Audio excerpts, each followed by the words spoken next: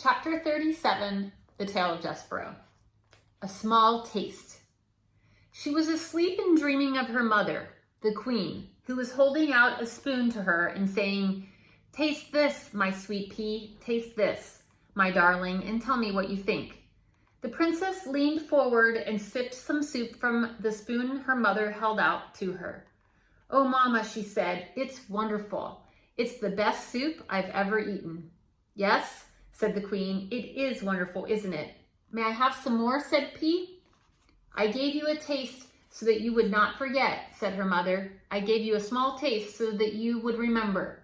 I want more." But as soon as the princess said this, her mother was gone. She disappeared, and the bowl and the soup spoon disappeared along with her. "Lost things," said the pea, "more lost things." And then she heard her name. She turned happily, thinking that her mother had come back, but the voice was not her mother's. The voice belonged to somebody else, and it was coming from someplace far away, and it was telling her to wake up, wake up. The pea opened her eyes and saw Miggery Sow standing over her bed, a knife in one hand and a candle in the other. "Mig," she said. "Gore," said Mig softly. "Say it," commanded Roscuro.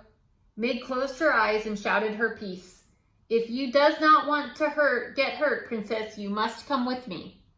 "Whatever for?" said the princess in an annoyed tone.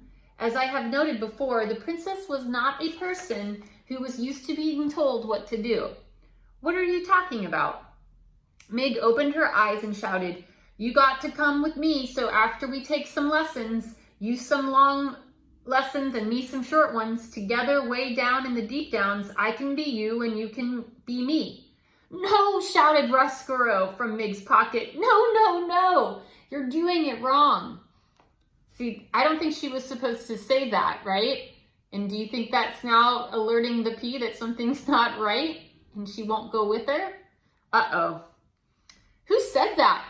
"Your Highness," said Roscuro, and he crawled out from Mig's pocket and made his way up her shoulder and situated himself there, laying his long tail across her neck and balancing himself.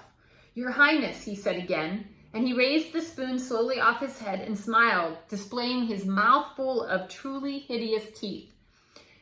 "She is, as you can quite clearly see, in possession of a knife, a large knife, and she will use it if pushed." "This is ridiculous," said the princess. "You can't threaten me. I'm the princess."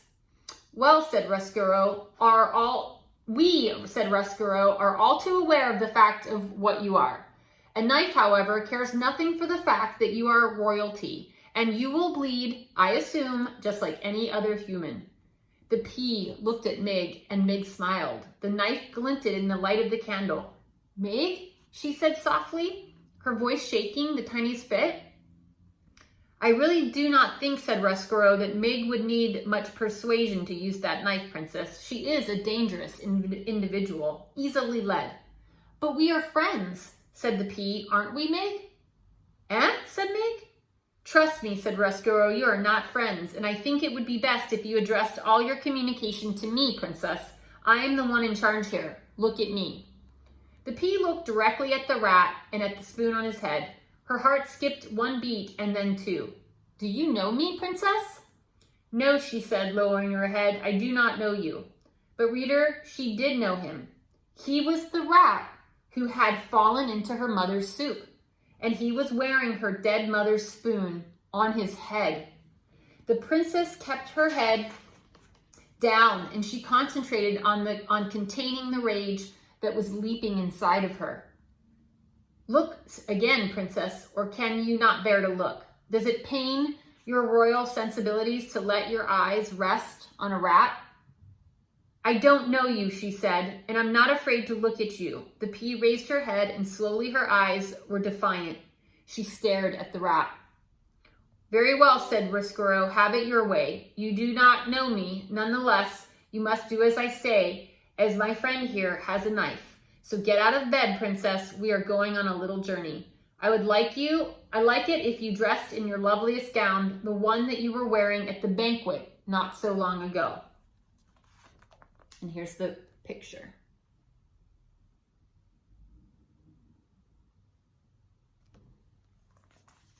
Oh no, it's getting dangerous.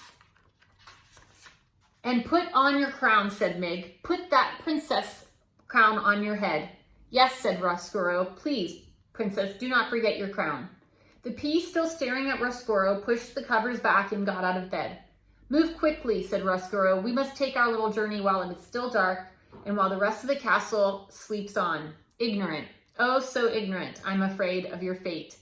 The princess took a gown from her closet. Yes, said Roscuro to himself, that is the one, the very one. Look how it sparkles in the light. Lovely. I will need someone to do my buttons, said the princess as she stepped into the dress. Meg, you must help me. Little princess, said Roscuro, do you think that you can outsmart a rat? Oh, dear Maigri-Sal will not lay down her knife, not even for a moment. Will you, Maigri-Sal? Because that might ruin your chances of becoming a princess, isn't it? Gore, said Meg, that's right. And so while Meg held the knife pointed in the direction of the princess, the pea sat and let the rat crawl over her back, doing her buttons up for her one by one. The princess held very still. The only movement she allowed herself was this. She licked her lips over and over again because she thought that she could taste there the sweet saltiness of the soup that her mother had fed her in her dream. I have not forgotten, Mama, she whispered. I have not forgotten you. I have not forgotten soup.